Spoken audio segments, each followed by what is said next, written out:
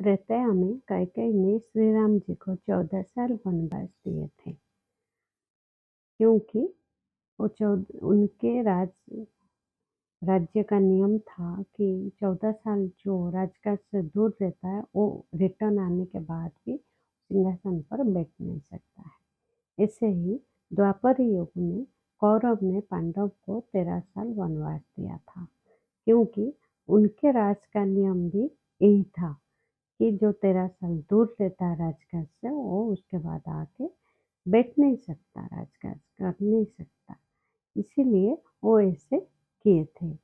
लेकिन भगवान के आगे कोई नहीं टिक सकता है, इसीलिए भगवान ने वो तोड़ के उसके ऊपर विजय प्राप्त किए और उनको लाके अपने सिंहासन पर बिठाए।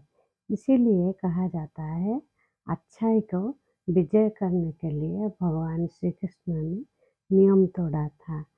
तो फिर जब हम अच्छे कुछ करते हैं वो अपने राज्य या घर में या परिवार में किसी काम के लिए तोड़ने से अच्छा होता है तो उसको करना चाहिए।